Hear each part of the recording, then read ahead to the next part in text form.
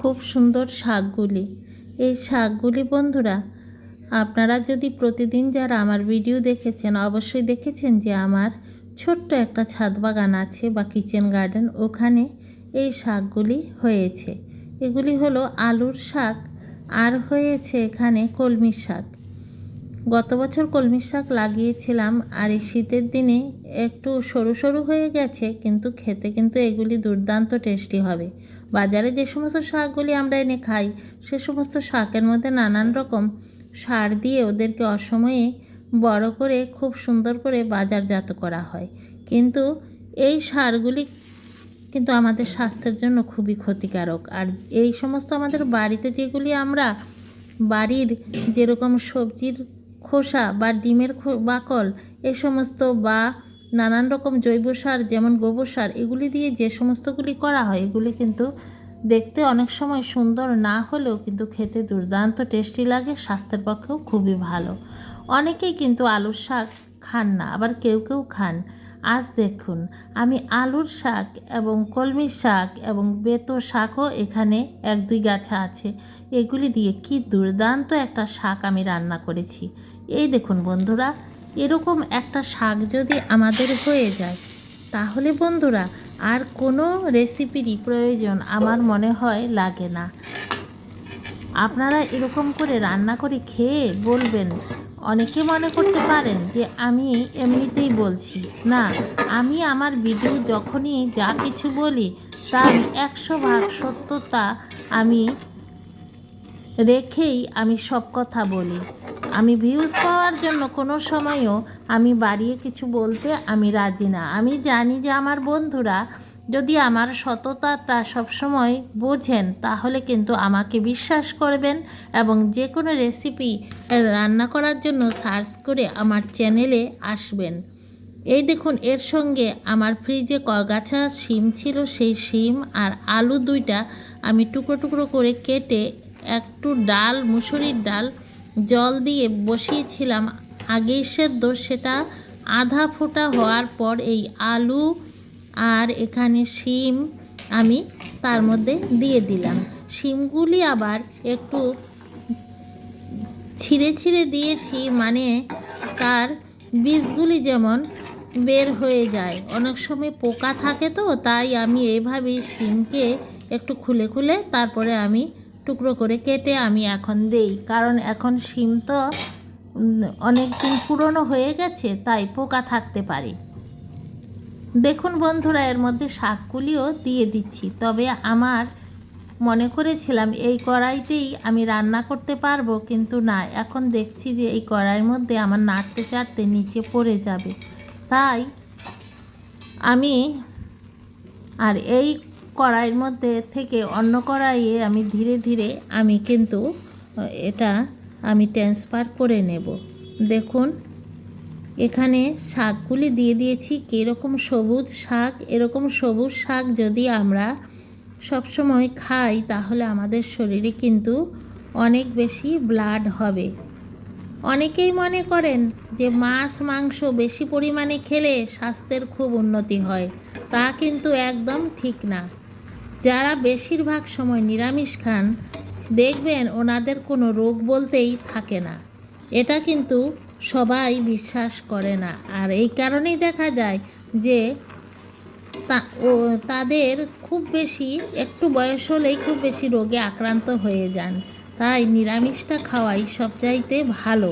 আর এরকম শাক যারা সবসময় খাবেন দেখবেন অসময়ে চোখের মধ্যে চশমা লাগাতে হয় না। শাক খেলে কিন্তু শাকে প্রচুর পরিমাণে ভিটামিন এ আছে, যা আমাদের চোখে জ্যোতি বাড়ায়, আর আছে ফসফরাস। ফসফরাসও আমাদের চোখের জ্যোতি বাড়াতে অনেক বেশি উপকার করে। দেখুন বন্ধুরা, আমি তার সাথে এই শাকের মধ্যে কিন্তু আমি আবার 1 মুঠ মুসুরির ডালও দিয়ে দিলাম। এই মুসুরির ডাল কিন্তু আমাদের প্রোটিনের চাহিদা পূর্ণ করবে। যারা বলবেন যে নিরামিষ, কিন্তু না, মাংসতে যে প্রোটিন আছে সেই প্রোটিন অনেক বেশি আছে মুসুরির ডালে।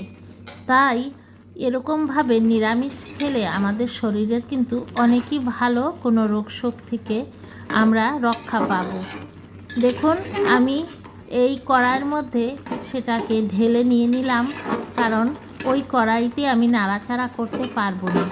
এই কারণে এই বড় কড়াইটাতে নিয়ে নিলাম। নিয়ে এই শাকটাকে আমি আরও কিছুক্ষণ সেদ্ধ করব। আর এর মধ্যে আমি তেমন বেশি কিছু মশলা দেব না। দেখুন, আমি অতি সামান্য নামমাত্র মশলাতে এই শাকটা রান্না করব। একদম অল্প পরিমাণে হলুদ দিয়েছিলাম। ছোটোবেলায় শুনতাম যে ঠাকুরমা বলতো যে যে কোনো রেসিপিতেই হলুদ না দিয়ে খায় না। তার জন্য দোষ ছোটানোর জন্য আমি সামান্য হলুদ আর অতি সামান্য আমি নুন দিলাম। কারণ নুন যদি বেশি হয়ে যায় তাহলে খাওয়া যাবে না।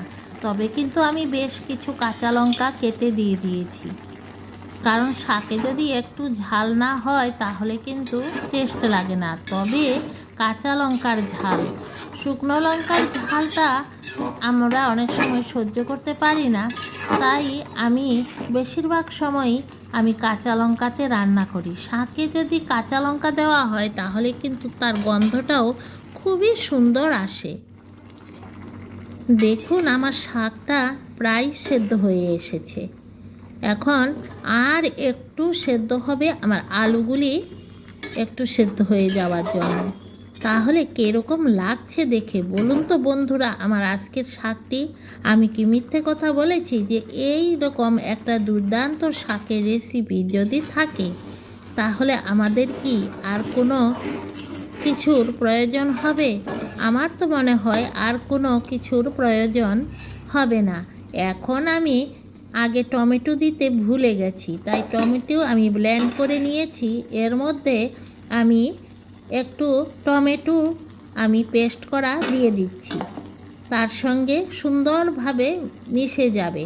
আর এর সঙ্গে আমি কিন্তু একটু রসুনও দিয়ে দিয়েছি। রসুন আর টমেটো দুটোই আমি দিয়ে দিলাম। এখন দেখুন, এর মধ্যে আমি একটু সামান্য পরিমাণে পেঁয়াজ আর আদা আর কাঁচা লঙ্কা বেটে নিয়েছিলাম, তার থেকেও আধা চামচের পরিমাণ আমি দিয়ে দিলাম। তাহলে শাকটা একটু যেমন টক ঝাল একটা ব্যালেন্স আসবে। তো যেহেতু টমেটো পেস্ট দিয়েছি, ঝালটা আর একটু বাড়িয়ে দিলাম। দেখুন কি সুন্দর একটা মাখো মাখো হয়েছে। এই শাকটা দিয়ে কিন্তু রুটি খেতে বা পরোটা খেতে দুর্দান্ত টেস্ট লাগবে। যারাই রুটি পরোটা খান অবশ্যই এই শাকটা বানিয়ে খাবেন। আর যে সমস্ত আমার বন্ধুদের সুগারের প্রবলেম আছে, আপনারা আলুটা বাদ দিয়ে এরকম শাক বানিয়ে খাবেন, দেখবেন খুবই আপনাদের স্বাস্থ্যের জন্য ভালো আর মুখরোচক। আর এখন আমি তেল দিলাম একটা কড়াইয়ের মধ্যে, একটু পাঁচফোড়ন দিলাম, আর আমি এখানে একটা শুকনা লঙ্কা আমি ছিঁড়ে দিয়ে দিলাম একটু ফোড়নের জন্য। দেখুন কি হতে চলেছে। এই ফোড়নটা যেই মাত্র দেওয়া হয় তখন কিন্তু যে কোনো রেসিপি আরও দুর্দান্ত টেস্ট হয়ে যায়। তাহলে বন্ধুরা দেখতে থাকুন কি হতে চলেছে আজকের আমার শাকটি। শুনে তো সবাই বলবেন সামান্য একটা আলু পাতার শাক, কিন্তু তাকে কি করে আমি অসাধারণ একটা রেসিপিতে পরিণত করলাম, তাই আপনারা আমার এই শাকের রেসিপি দেখে বুঝতে পারবেন। অবশ্যই আপনারা বানিয়ে খেয়ে আমাকে কিন্তু কমেন্ট করে জানাবেন। আজকের এই ভিডিওটি আমি ভারতের আসাম থেকে আমি করছি। দৈনন্দিন জীবন চ্যানেল 2 এর পক্ষ থেকে আমার সকল বন্ধুদের জানাই অনেক অনেক শুভেচ্ছা। যে যেখান থেকে দেখছেন, আমার কাছের থেকে দূর থেকে দেশ থেকে বিদেশ থেকে সকল বন্ধুদের জানাই আমার চ্যানেলের পক্ষ থেকে অসংখ্য ভালোবাসা। আপনাদের আমার এই ভিডিওটি দেখে যদি নতুন কোনো বন্ধু থাকেন, যদি আমার এই শাকটি দেখে আপনাদের এই যে ফোড়ন দিলাম, ফোড়নটাও দেখে যদি শাকের কালারটা দেখে যদি আপনাদের খুব ভালো লেগে যায়, অবশ্যই আমার চ্যানেলটি সাবস্ক্রাইব করে বেল আইকনটি প্রেস করে একটা লাইক দিয়ে আমার চ্যানেলের পাশে থেকে যাবেন।